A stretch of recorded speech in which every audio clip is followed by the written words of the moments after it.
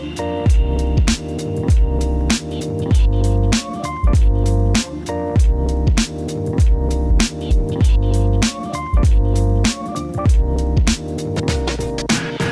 démission de Nicolas Hulot au miroir des sciences de gestion. Nathalie Fabkos, bonjour. Bonjour. Nathalie Fabkos, professeure à Aix-Marseille Université, directrice du CRETLOG. Et donc, nous avons tous été stupéfaits. Voilà, démission de Nicolas Hulot en direct sur France Inter.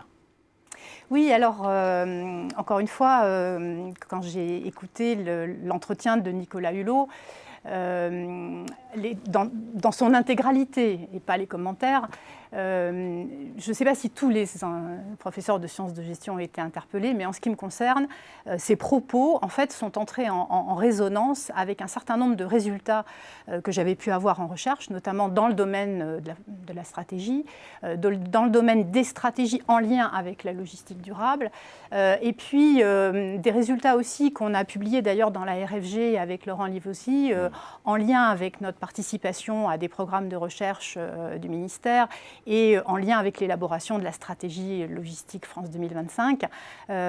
Et donc, c'est vraiment en tant que professeur de sciences de gestion que je m'exprime. Il ne s'agit pas de commenter, il ne s'agit pas de polémiquer, mais juste de montrer qu'effectivement, cet entretien, pour nous, finalement, il nous demande finalement de nous positionner d'une manière ou d'une autre et il nous interpelle. Voilà. Et c'était sur ces trois thématiques-là que je souhaitais m'exprimer aujourd'hui, en tout cas que je vous ai proposé de m'exprimer.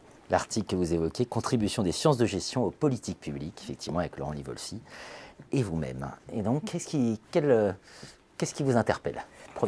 Alors, le premier point d'interpellation, c'est que finalement, quand Nicolas Hulot a avancé un certain nombre de raisons pour expliquer sa démission, eh bien, en relisant tous les éléments qu'il a pu donner, on se rend compte qu'il a clairement une approche stratégique de la politique, et je dirais une approche stratégique en politique.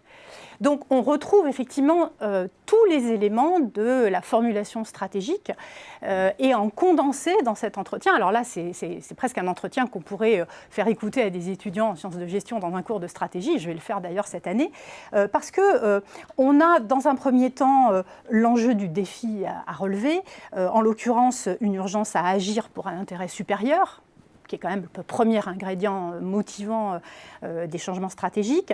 Le rôle de ces diagnostics que l'on fait pour confirmer l'enjeu, prendre la mesure de la transformation à accomplir, le caractère indispensable de partager une vision à long terme.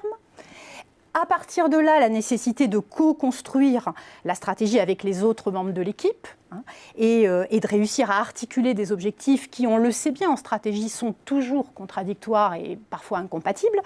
La nécessité, quand l'enjeu en vaut la peine, d'être ambitieux, donc d'afficher des objectifs, mais à condition de pouvoir après les tenir. Donc cette articulation toujours délicate entre fin et moyen.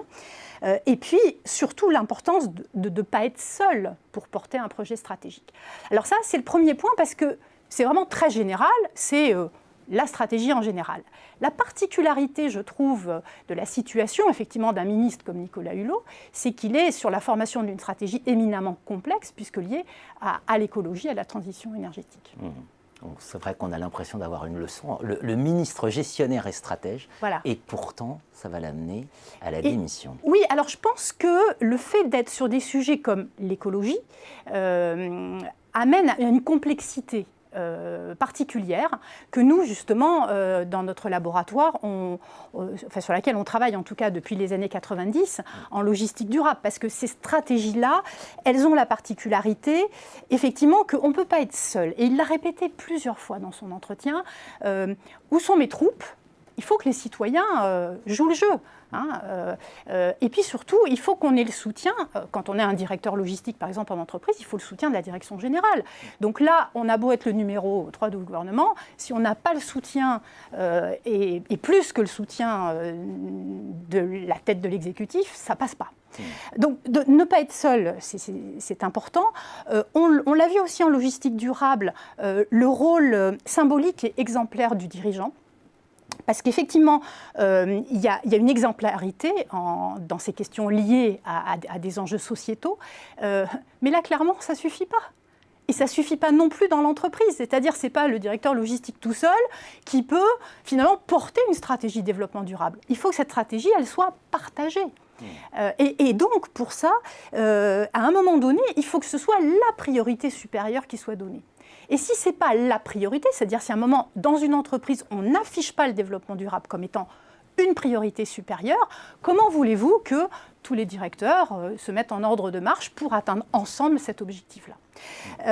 Autre élément aussi, qu'il a répété à plusieurs reprises, cette articulation court terme, long terme, et la pression du court terme. Et c'est vrai qu'on n'en veut pas à ce court terme qui s'impose tous les jours, parce qu'il y a plein de problèmes à résoudre tous les jours, y compris dans les entreprises, qui nous éloignent finalement de ces enjeux supérieurs. Et donc, si on n'a pas cette vision à long terme, si on n'a pas cette idée du chemin qu'il faut parcourir, effectivement, à un moment donné, on fait plein de petits pas, mais ces petits pas, on a l'impression qu'il n'y a plus de sens.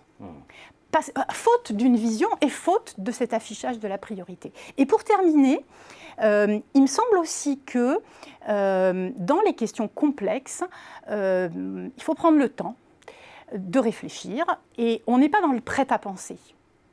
Et je crois que trop de personnes, a fortiori sur des questions complexes comme l'écologie ou la transition énergétique, il n'y a pas de solution toute faite, ça se saurait. Depuis le temps qu'on se bat pour ces sujets-là, ça se saurait. Et donc, on a besoin de la diversité des points de vue, et si effectivement on n'arrive pas à mettre les gens autour de la table, dans une optique un peu collaborative, eh bien, ça ne marche pas. Et on n'y arrive pas. Et quand on se sent seul, à un moment donné, on en tire les conclusions. Avec un point fort qui, d'ailleurs, fait écho avec votre propre papier dans la Revue française de gestion, oui, 2016. Parce que... Le poids des lobbies. Alors, Nicolas Hulot l'évoque.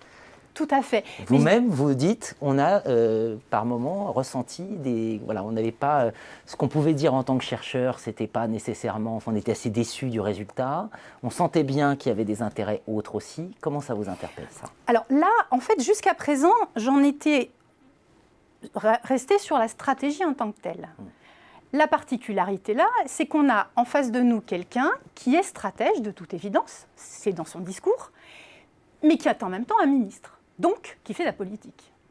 Et ce lien, et c'est là où on est interpellés, nous, professeurs en sciences de gestion, parce qu'à un moment donné, il y a une question de grille de lecture. Il y a une question de qui a le pouvoir pour passer de la vision stratégique à la politique, et comment se font les arbitrages, qui y participe et qui a le pouvoir de faire basculer la décision dans un sens ou dans l'autre. Et effectivement, ce qui renvoie à l'article, et là où on trouve un certain nombre de convergences, c'est à quel point il faut remettre en cause le modèle dominant, à quel point ce modèle-là doit être remis en question, et du coup, quels sont les efforts à faire et quelle est la hauteur de la marche qu'il faut grimper. Il y a le problème du monde, parce qu'on habite tous la même planète. Qui doit faire l'effort? Et que font les autres? Et quand on est un peu exemplaire, parce que finalement on n'est pas mauvais en France, pourquoi on en ferait plus que les autres? Ça se défend. Par ailleurs, effectivement, dans les arbitrages, les lobbies, et on le signale dans cet article, les lobbies sont toujours là, extrêmement actifs, n'ont pas peur de peser de tout leur poids tout le temps et de faire entendre leur voix.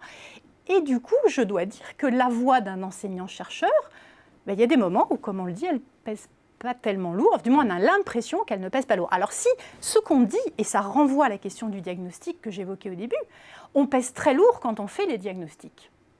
Donc dans les diagnostics, on est là. Et on est effectivement associé à l'élaboration des diagnostics. Mais quand on arrive à l'arbitrage, eh bien, notre voix ne compte plus. Et ça, c'est un vrai sujet, parce que finalement, on se dit, à quel moment, quand on a compris que l'incrémental ne suffisait plus, que les petits pas ne suffisent plus, qu'il faut passer à quelque chose de plus radical, quand on a compris qu'il n'y a que le politique qui peut faire bouger les lignes, finalement, puisqu'on a toujours dit, en logistique durable, c'est soit le consommateur qui fera bouger les lignes, soit le politique avec de la réglementation, quelle qu'elle soit, incitative ou répressive, peu importe. Mais voilà, à un moment donné, c'est le politique qui va faire bouger les lignes. Donc si le politique n'écoute que les lobbies, et puis finalement fait fi des diagnostics qu'on a pu faire, parce que c'est ça aussi qui est un constat un peu dramatique, les constats sont faits, les diagnostics sont faits, on a tous les moyens pour faire ce saut, et puis finalement, on ne le fait pas. Et ça interpelle parce qu'on se dit, finalement, en sciences de gestion, est-ce qu'on n'a pas, nous, à devenir aussi, et c'était un petit peu la conclusion de notre article, est-ce qu'il ne faut pas qu'on se saisisse du politique, qu'on devienne nous-mêmes, pourquoi pas, un peu militants? Alors, après, la combinaison du scientifique et du militant, on le sait bien, c'est un vrai problème, mais est-ce que ce n'est pas un défi pour aujourd'hui les sciences de gestion? La question est sur la table. Complètement. Merci Nathalie Fabkost. Merci.